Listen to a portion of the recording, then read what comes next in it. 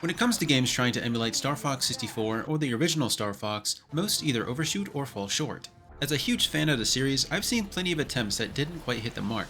In my mind, Star Fox 64 will never be matched, because it is a timeless classic that never ages. Even when I came across Zodiac, an early access on-the-rails shoot-'em-up that was the closest thing that I had ever seen to the iconic Star Fox experience. The game focuses more on the original Star Fox rather than the iconic 64 version, though there are a lot of nods to both games. This is a very ambitious passion project. It's the only low-poly, high-octane linear game that I've played that truly captures the spirit of Star Fox. While it doesn't quite invoke the same raw emotions that the Star Fox crew brought to the table, it comes remarkably close in terms of heart and tight gameplay. It is worth noting that Zodiac has been early access for quite some time.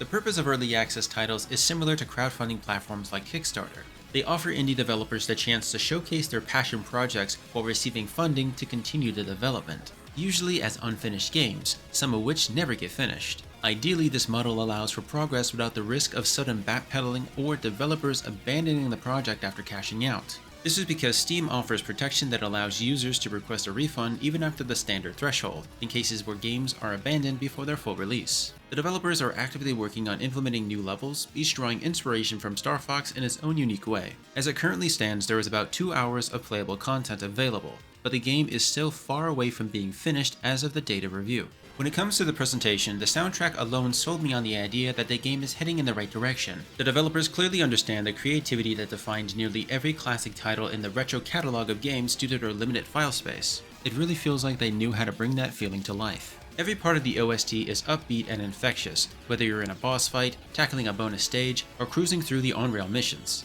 You'll find yourself tapping your foot and humming along in no time. Speaking of boss fights, it's hard to say that I really enjoyed them, considering most of them felt like mirror images of Star Fox 64 bosses with only slight visual redesigns. Most of them didn't quite land for me. The nostalgia factor wasn't enough to make them feel fun. It just felt a bit off, like they could have been reworked more creatively, instead of just copying. While the low poly visuals might not initially appeal to everybody, remember that some of the best games of recent years have embraced this style. Whether it's low poly or high fidelity visuals, this aesthetic is making a strong comeback, showcasing that there is a clear market for it, proving that art direction and design matter more than the raw graphical power that comes out of Unreal Engine 5 titles. One small issue that consistently bothered me since the beginning is the UI layout. While there are characters in the background that lack voice acting or distinct personalities, there's no real engagement with the pilot or their crew. You play as a pilot, but the only way to catch glimpses of the character interactions is by occasionally glancing down at the bottom of the screen while playing. This is where snippets of the dialogue appear. With the intense gameplay and visual spectacle in the background, it's very difficult to try to connect with these characters when you're solely focused on the center of the screen rather than looking at the bottom. When the game is fully released, I do hope that they find a way to bring some life to these characters. That way, the experience wouldn't rely so heavily on the hard-to-read text, allowing players to form a connection with the crew.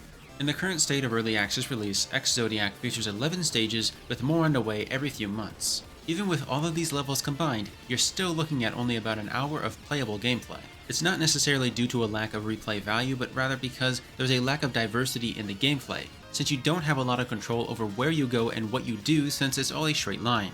This is evident because we're using Star Fox as a comparison, where each level had a bunch of secret paths and secret interactions that kept you wanting to explore. The bar is set so astronomically high that any attempt to match it just feels pointless. What I would really love to see is some arcade modes that give some extra content. It doesn't have to follow in the footsteps of Star Fox as a clone, but use what is currently available and flow with it, because what is currently on display is fantastic. Flying through each stage in all-range mode, on the rails, and even in the Land Cruiser is most of what the gameplay consists of, featuring the same controls that make it hard to aim but also adds to the challenge without feeling frustrating. Each stage offers their own bonus stages. Here you control the main character Q as she rides a rocket-propelled blaster to defeat the optional bosses, all while trying to avoid platforms and enemies along the way. This offers a more restrictive style of gameplay compared to piloting her spaceship, adding variety and a different challenge. Once again, I do hope the developers add in some extra arcade modes in the future, because it clearly has the potential to do it.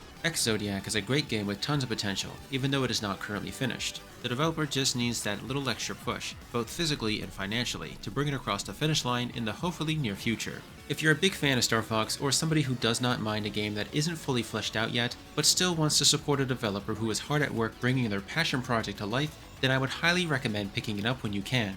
They recently released their new map, Mirage, which features a train-based level reminiscent of the one found on Macbeth in Star Fox 64. While it is certainly short, Zodiac is still fun to return to now and then for a quick few levels to pass the time. I am genuinely excited to see how it evolves. All I know for certain is that this is the best and closest thing that I've seen to the original Star Fox, so I'm more than happy to support it.